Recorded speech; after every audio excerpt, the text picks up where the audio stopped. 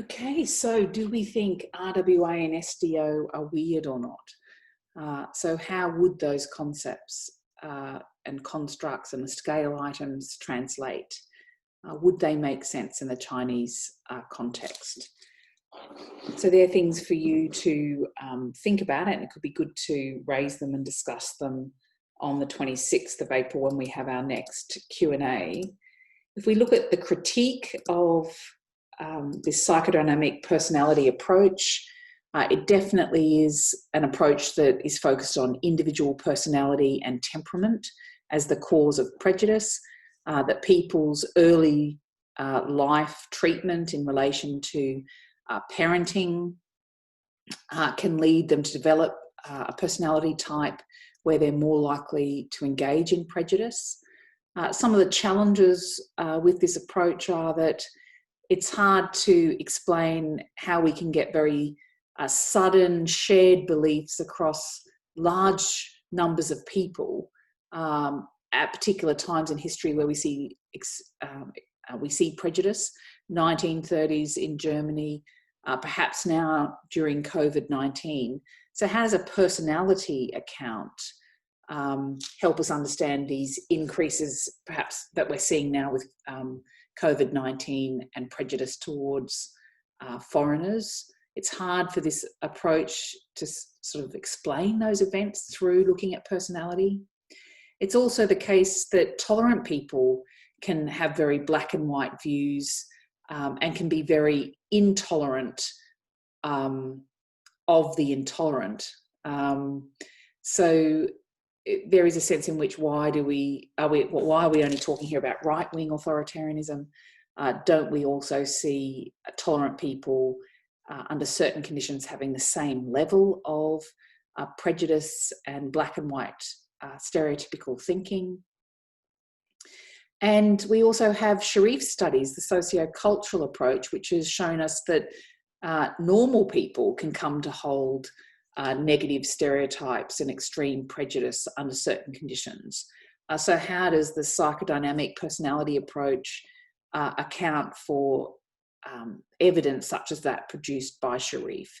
So there are some challenges with looking at prejudice just through an individual personality kind of lens.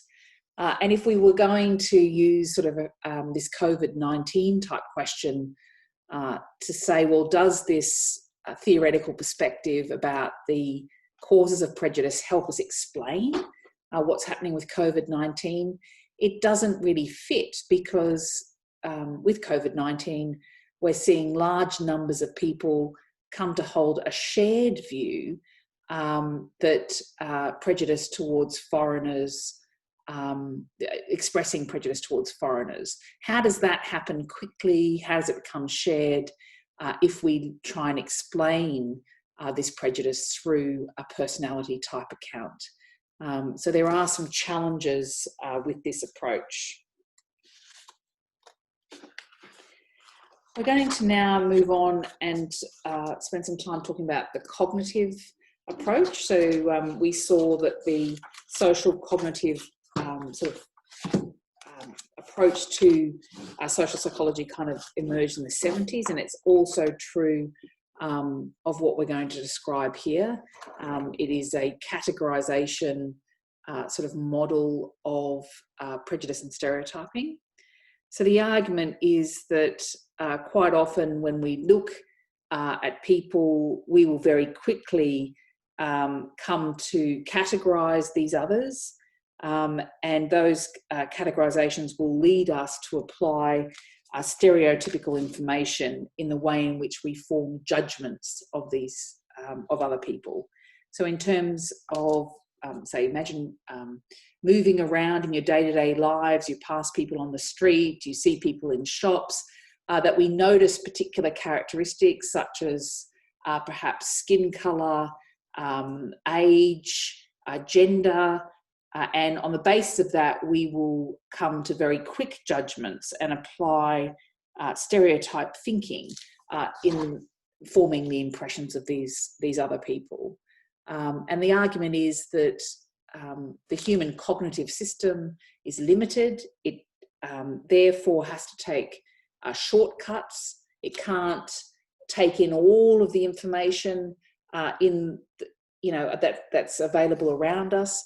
That would be impossible. We'd suffer from sort of information overload. And so therefore, choices are made, I guess, mental choices and mental shortcuts are made to help us process the information around us. And one of the mental shortcuts that we use is to actually use categorization in the way in which we judge people around us.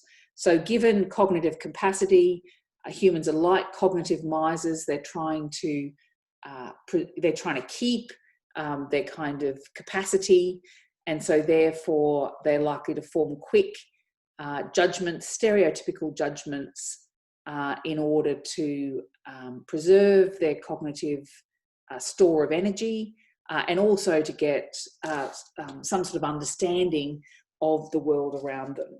So this has been formalized into a sort of understanding of stereotyping and prejudice. Stereotyping is seen to be normal. It's something that everyone does. It's not connected to particular personality problems or abnormal personalities, that we learn stereotypes as we're growing up, that they become sort of stable. It's therefore very difficult to sort of change them. We learn them in a particular way. They help us to understand the world around us, and we use them in order to quickly make sense of our environment and to form judgments. So some of this thinking about stereotypes as being sort of normal and useful, and that everyone engages in stereotyping, comes from its early definition. So Lippmann did some of the original work on stereotyping and understood that human information processing capacity is limited by virtue of the fact that the social world is far too complex to make sense of in detail, and to avoid information overload, people summarize and are selective, and they do rely on generalizations, categorizations, stereotypes, I guess, to form impressions of others, and we tend to stereotype them in terms of their group membership instead of in terms of their individual characteristics. And this sort of characterizes our understanding of stereotyping and underpins the work in the sort of cognitive approach.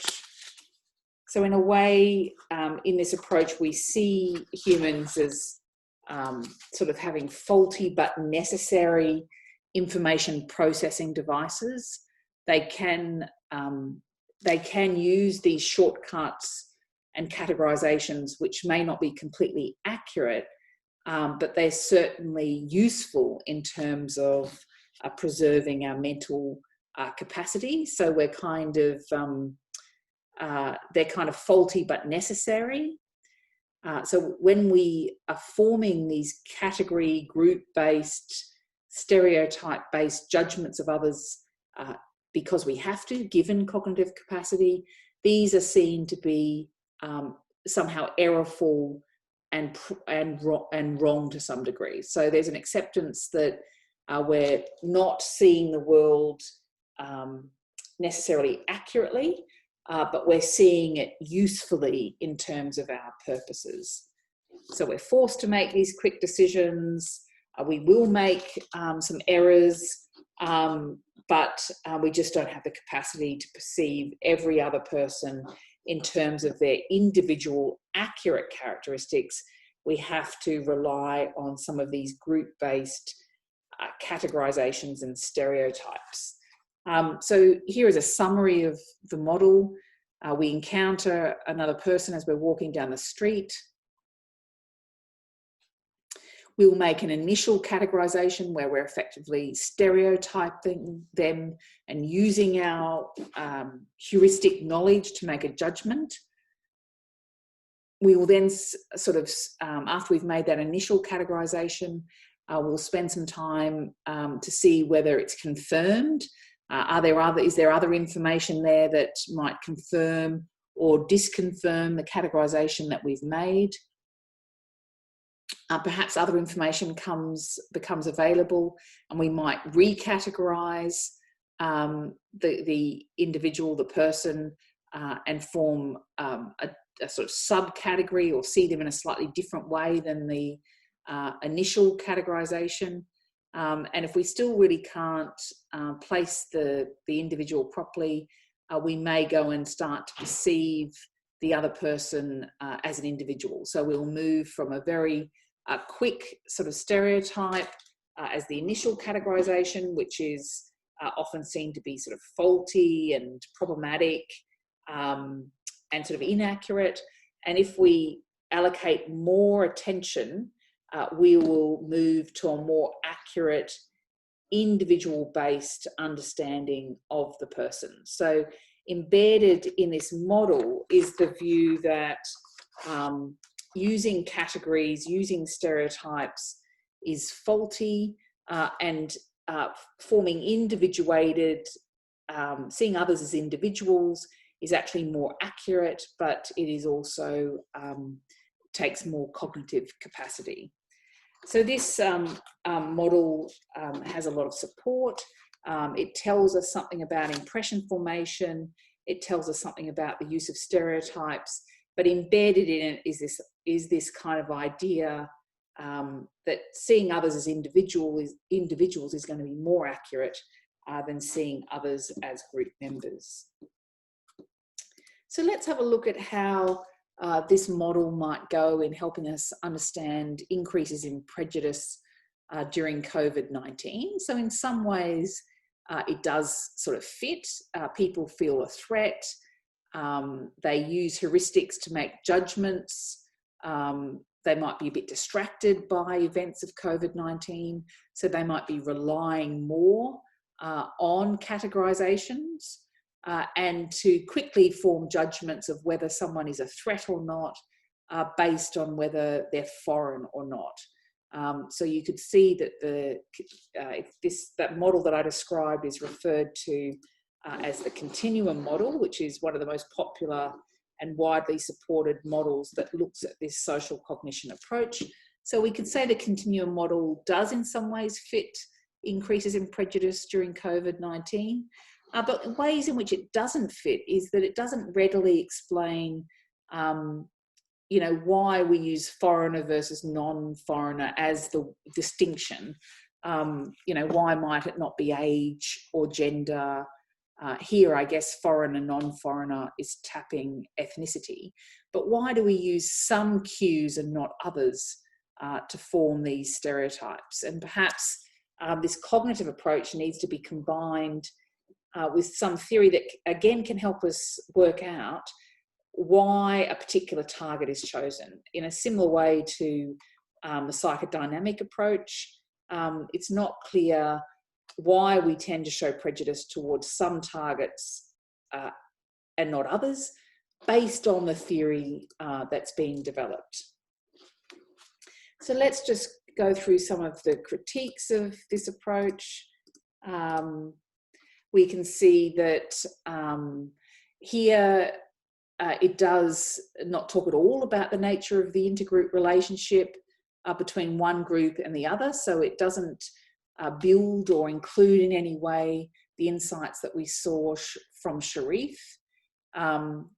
We pretty much see that stereotyping and prejudice are really about saving cognitive resources, and there's a less of an emphasis on the way in which stereotypes might actually help us make sense of our own group and another group, in the way those groups are either in conflict or cooperation. And it sort of downplays the social aspects of stereotyping and prejudice, perhaps to do with the nature of the intergroup relationship, but also to do with status differences between the groups, the real relationships that exist between particular groups in society are not really engaged with within this cognitive approach. It very much is focused on an analysis based on cognitive resources. Okay, let's leave this part of the lecture here, and we'll come back and talk about an extension of the cognitive approach shortly.